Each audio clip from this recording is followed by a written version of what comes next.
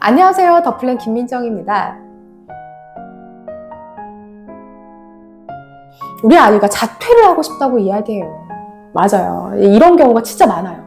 이맘때, 그러니까 첫 중간고사를 앞두고 혹은 첫 중간고사 끝날 때쯤 자퇴를 이야기하는 학생들이 굉장히 여러 생기는 시기예요. 중학교 공부와는 차원이 다르죠. 고등학교 시험범위요.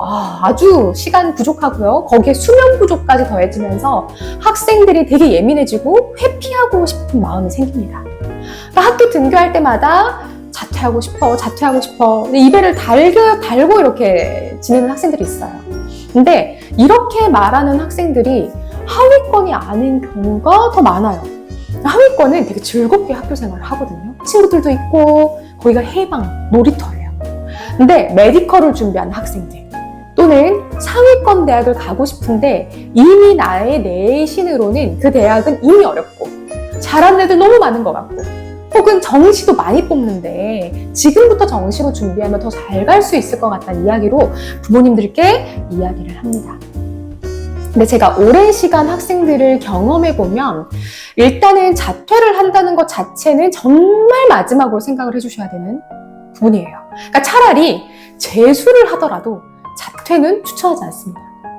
첫 번째, 자퇴를 하게 되면 학생이 갑작스럽게 소속감이 없어져요. 소속이 없어지는 거예요. 그러면서 쭉 늘어지기 시작합니다.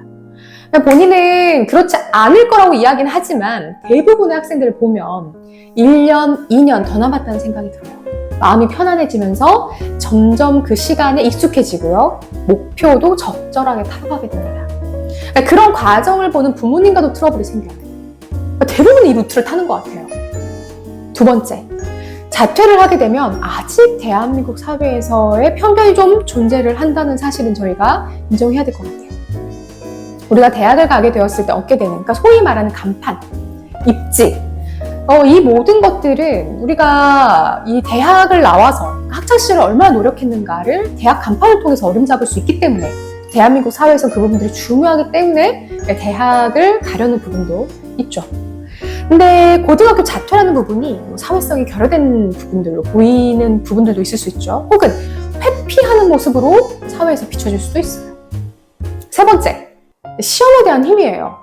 보통 자퇴를 하겠다는 학생이 정시만 몰입하겠다는 친구들, 둘 다 굉장히 결국 수능에서 퍼포먼스가 나오지 않는 이유는 치열하게 시험을 보는 그 내신 시험의 경험이 적은 거예요. 중간고사, 기말고사를 매번 이렇게 1년에 4번 준비하는 학생에 비해서 막상 준비가 그렇게 연습이 안 돼 있으니 큰 시험 수능에서 무너지는 경우가 발생하는 거예요. 물론 운동선수들도 기량을 유지하기 위해서 경기 많이 나가시죠. 경기가 많은 나라로 이적하는 경우들도 있어요. 그런 이유가 바로 이런 본인의 기량을 위한 연습에 대한 테스팅 부분들인 거죠. 시험을 보면서 실력과 경험치가 쌓이기에 자퇴는 그 면에서도 상당히 마이너스라고 생각할 수 있겠습니다. 그래도 자퇴를 해서 성공한 케이스들도 있어요. 두 가지 조건을 갖춘 학생들은 보통 성공적인 결과들이 나오는 것 같습니다. 첫 번째는 목표가 뚜렷한 극상위권, 극최상위권 학생들입니다. 이 친구들은 워낙 지구력과 책임감이 높은 학생들이라서요. 자신의 시간을 줄이기 위해서 빨리 원하는 목표 지점까지 가고자 하는 경우에 자퇴의 목적을 달성하고 빠르게 목표에 도달하는 경우를 보게 됩니다. 두 번째는 바로 재수학원에 등록하는 경우예요. 그러니까 보통 자퇴를 하게 되면 학생들이 이렇게 얘기합니다. 집에서 통학하면서 아침에 스터디 카페에서 공부하고 똑같이 엄마 옆에서 밥 먹고 케어 받으면서 필요한 학원들 과외 다니겠다고 생각하는 학생들이 많거든요. 그러면 대부분 풀어지고 이것도 저것도 안 되는 경우가 정말 많아요. 그래서 재입학하거든요. 그러니까 자퇴를 하게 된다면 곧바로 기숙형 재수학원에 등록해서 그 안에서 함께 학습하고 정기적으로 보는 모의고사, 그 안에서의 프로그램을 따라가면서 시험을 준비하시는 게 필수적으로 필요합니다. 만약 자녀가 자퇴를 생각하고 있다면 아주 극단적인 상황이 아니라면 학교를 다니는 방향으로 유도해 주시길 추천을 하고요. 어머님께서 직접 학생과 이야기하시기보다는 학교 담임 선생님, 학원 선생님들이 학생의 지지대 역할을 해주시면서 아이가 잘 해낼 수 있도록 주변 사람들과 공조하셔서 도와주시는 방향으로 가시기를 바라겠습니다. 네, 오늘도 시청해주셔서 감사하고요. 다음에 더 유익한 이야기로 돌아오도록 하겠습니다.